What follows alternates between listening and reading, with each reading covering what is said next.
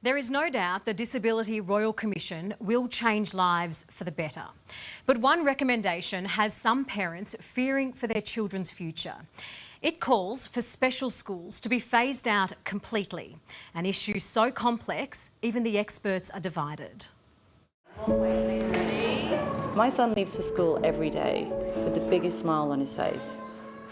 When Ezra Hughes sends her son to school, all she wants is for Teddy to be happy and safe. You've got a child that can get himself into danger very, very fast. So he has no concept of road safety. He sees a car rushing past, that's a thrill to him. He'll just run into the road.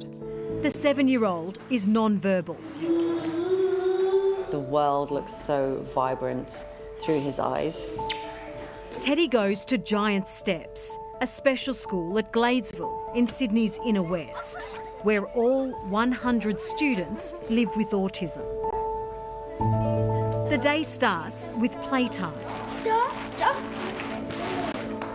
and some music. The ice cream man, the ice cream man. Lessons here are tailored to each child's needs. Sam, choose.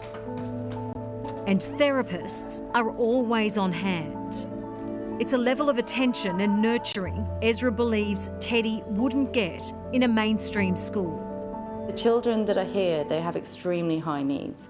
And for the Commission to say that the world is not segregated and therefore we should not segregate these children, I need the world to be segregated for my son, for his safety, for his mental health and his physical well-being.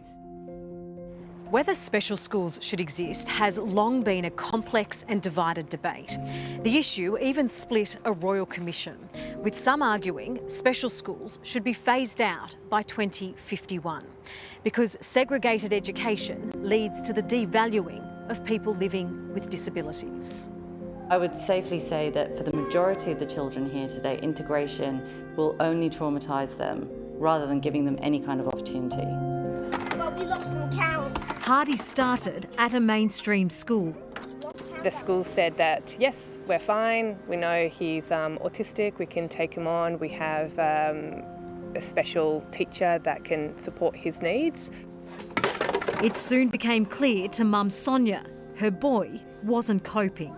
Hardy had quite intense sensory needs with the bell, so when the bell rang, he would have an extensive meltdown and he would put his hands over his ears and say, make it stop. Getting Hardy to go and stay at school became risky. He was absconding. He was absconding up to 10 times a day from the school, from the classroom, and this was on a very busy school road. So he'd leave the school? He would leave the school because all he wanted to do was go into the playground. Sonia says special schools offer children and their families far more than an education. You need more of these types of schools. There's so many kids that need additional support and care and actually really feel a sense of community here, and you're not judged and your child is just accepted.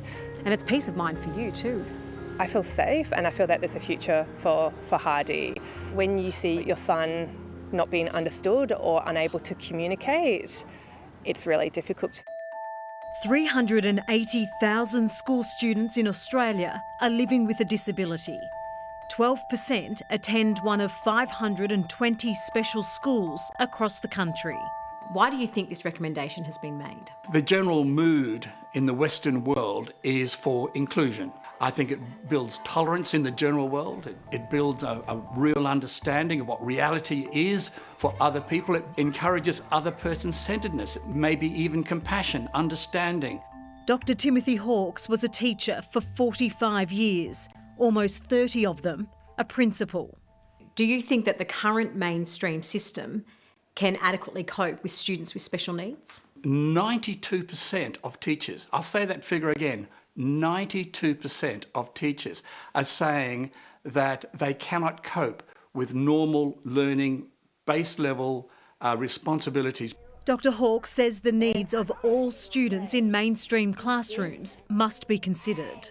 We must also meet the needs of the other children in the classroom. They need to be educated and educated well. They have that right. Many might argue that students with special needs have that same right to be included. What do you say to that? There's going to have to be a lot of a lot more training for our teachers, a lot more support, individual one-on-one even, with students in the classroom. We need that in order for this inclusion to become a reality and to become something which is manageable. To force them and send somebody like Matthew, for example, into that circumstance, it isn't greater inclusion, it will be greater isolation. Barry Irvine was a founder of Giant Steps almost 30 years ago, when he couldn't find a school for his son Matthew. The thing that has tended to make me sad, or even slightly offended, is the generalisation of disability. When they say that a school like Giant Steps is not required, I think it demonstrates a lack of understanding. Obviously the original logo that... Barry says the school wouldn't survive on government funding alone. They raise millions themselves every year. He says the government needs to invest more money to fix special schools. If they are not funded correctly, if the appropriate resources aren't put behind them, of course they don't live up to what you might hope for. For children like Teddy and Hardy, any future school closures won't affect them. But their mums worry for other kids. What do you think actually needs to be done to improve current special schools? Understand autism better. Understand that it is behind closed doors that our children exist. And I think we need to have specific education in schools, learning about neurodiversity at a much better level to understand what's going on. I think integration is great, but as a society, we're not even integrated. Maybe in the future, but again, there's so much support and care that you actually need to do to consider moving a specialist school into a mainstream. It's a big ask. It's a tough one. The government won't be responding to those recommendations until early next year and says it won't be rushing any decisions.